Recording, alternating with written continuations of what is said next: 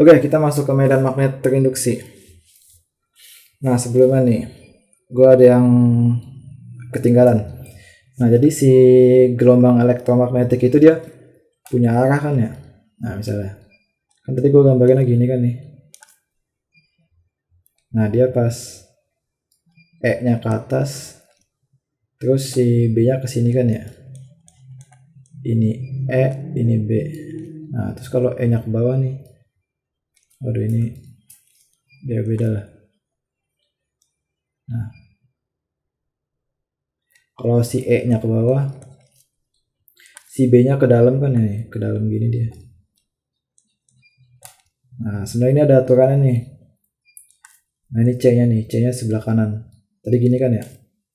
Nah, jadi arah game ini gelombang elektromagnetik itu ditentuin sama E. Nih, vektor E dikali dengan cross kali cross dengan vektor B. Nah, gitu. Jadi ini arahnya nanti. Dia perkalian cross ini dia nentuin arah rambat dari si gelombang elektromagnetik. Nah, kan perkalian cross gimana tuh aturannya? Gini kan ya. Kalau kita punya nih telapak tangan nih atau tangan kanan. Nah, ini jempolnya.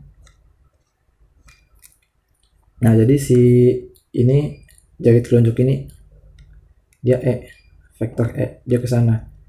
Nah, terus telapak tangannya nih dia vektor B. Jadi pas cross B itu sama dengan si dikalikan dengan B gitu. Cross B. Jadi arahnya gini. Set. Nah, bukan arahnya apa? Perkaliannya. Nah, tadi kan tangannya kebuka kan ya? Terus nutup dia. Jadi kayak gini, ke atas.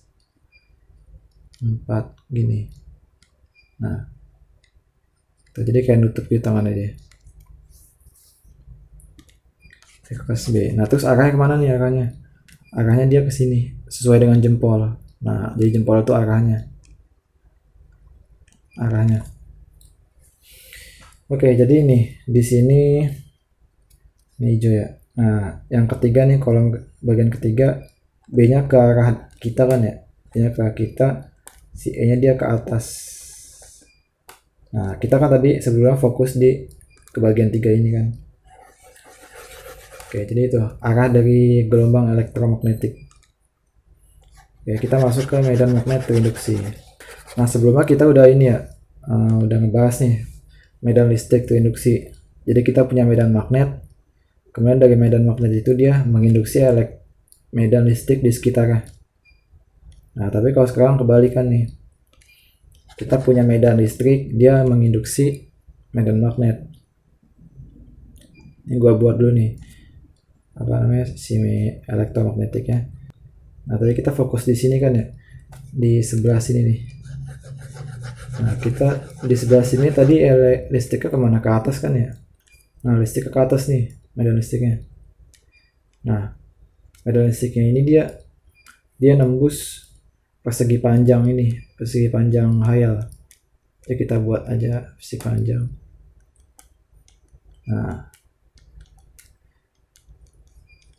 Nah, kayak materi sebelumnya nih, ketika ada medan listrik dia nembus sebuah loop, dia bakal kenapa tuh?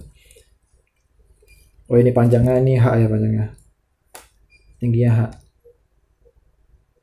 Nah, ini dx, lebarnya dx. Jadi dia bakalan menginduksi medan magnet kan. Nah, medan magnet dia bakal menginduksi kayak tadi nih. Dia kan listriknya apa dia? Listriknya makin kecil kan ya. Kesini dia makin kecil lama-lama. Nah, arahnya kan ke sini C. Ini arahnya C ke sini. Nah, berarti setelah medan listrik yang kita punya ini kan ya, dia makin kecil, makin kecil, makin kecil. Merambatnya. Kita nggak ngambil yang sebelah sini, tapi yang sini. Soalnya kan jalannya ke sini dia. Nah, karena makin kecil nih. Karena makin kecil jadi dia muncul tadi medan magnet ke sini dia. Nah, arahnya ke sini. Nah, kenapa arahnya ke sini nih? Sesuai tadi aturan E di cross dengan B. Ketika E-nya ke atas, berarti B-nya ke sini kan ya. Nah, gitu. buat arah. Berarti setelahnya apa? B plus D B. Nah ini artinya B ini kan apa? B ini B awalnya kan ya, B awalnya. Nah ketika dia melewati ini si loop kecil, dia nambah dB, nambah sedikit medan magnet. Nah dB ini dia dihasilkan dari sini. Nah gitu. Nah kenapa di sini lebih besar nih, gua buat lebih besar yang lebih kecil. Kayak tadi kan ya, si E nya kan tadi makin kecil ya, berarti sebelumnya kecil. Nah karena elektromagnetik sama, ketika ini gede tinggi nih E nya, berarti B nya juga harus tinggi sama. Pas E nya kecil, di samping B nya juga kecil gitu, sama terus.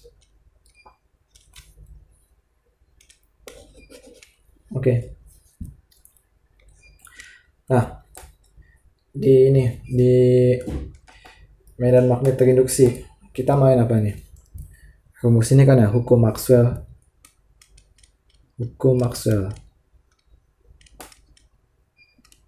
Nah ini sebelumnya lu dapat nih di materi medan magnet terinduksi. Jadi ada kawat dia aliran arus.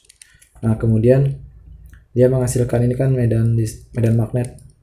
Nah arahnya berlawanan arah jarum jam kan. Nah masih ingat nggak? B nya berlawanan arah jarum jam. Aturan tangan kanan, nih jempolnya ke atas, nih arus kemudian nah ini jari-jari yang lain, dia mengindikasikan arah si medan magnet. Nah jadi hukum Maxwell apa? Hukum Ampere ya, dia lanjutan dari hukum Ampere. Integral circle dari vektor medan magnet kali dengan vektor S sama dengan mu0 epsilon 0 dikali dengan, kalau hukum Ampere kan I kan ya sini ya, I enclose. Kalau ini kita ubah nih jadi D flux E per dt. Nah ini hukum Maxwell. Nah di hukum Ampere ya, itu mengintegrasikannya kan, dia berlawanan arah jarum jam kan nih, kayak tadi nih, dia integrasi berlawanan arah jarum jam. Nah jadi kalau berlawanan arah jarum jam, integral, berarti integral itu kan dijumlah-jumlah kan, nah identiknya kayak sigma dia. Nah jadi dijumlah. B di sini kan ini ya, BDB sama B. Nah S nya itu kan jaraknya H, akhir dikurang awal kan gitu kan kalau integral. Oke berarti di sini bisa kita masukin nih, integral circle BDS itu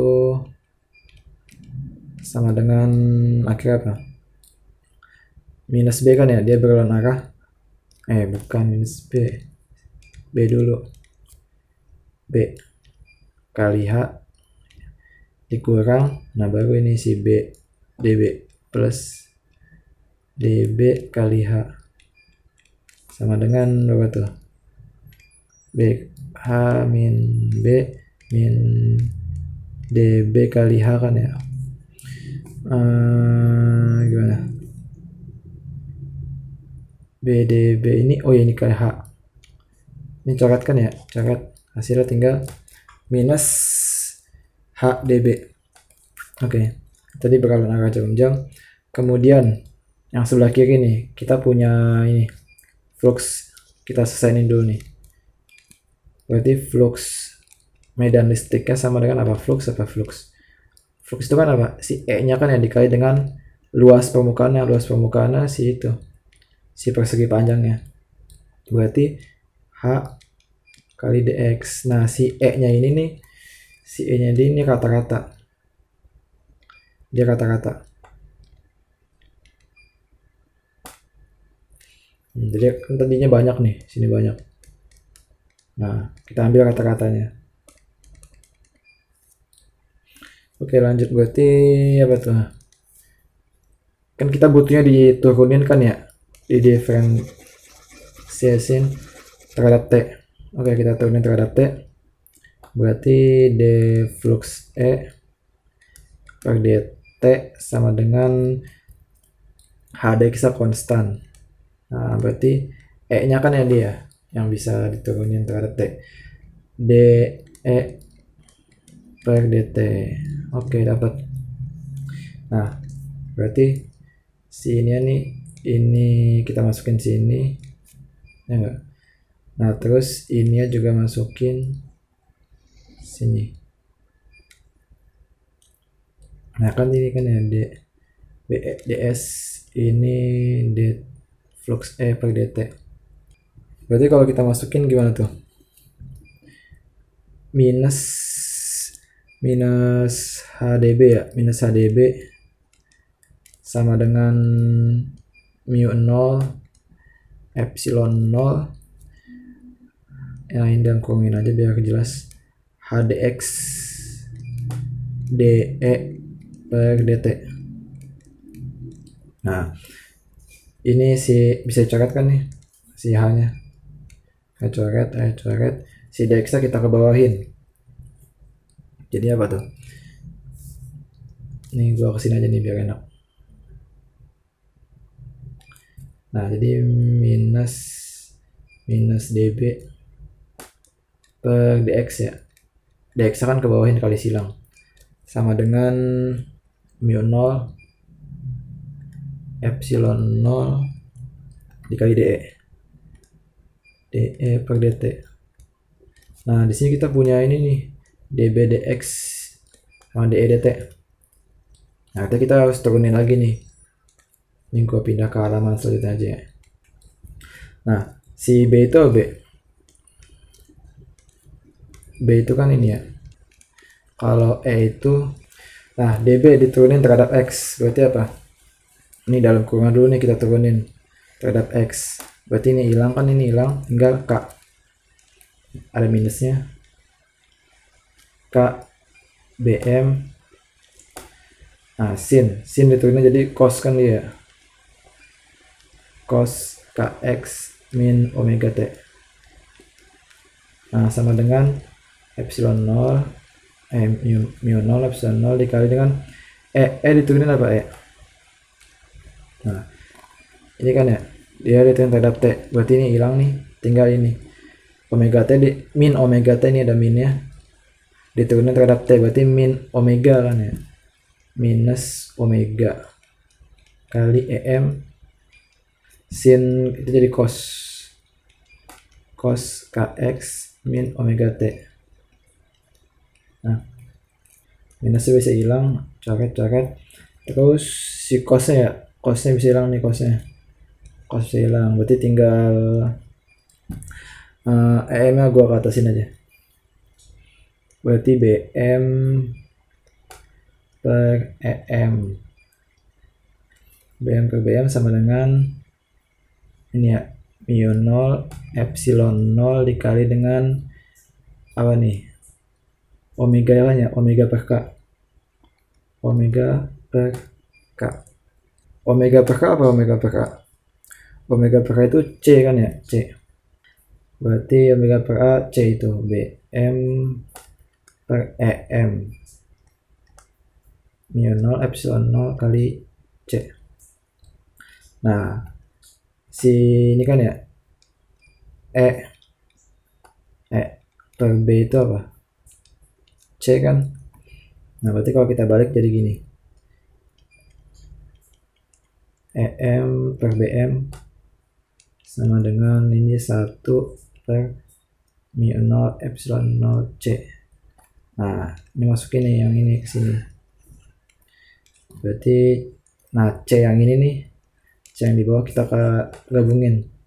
Jadi C kuadrat sama dengan 1 per mu 0 epsilon 0. Oke.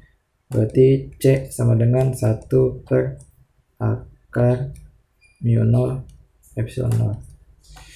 Oke, nah ini kecepatan. Kita dapat nih.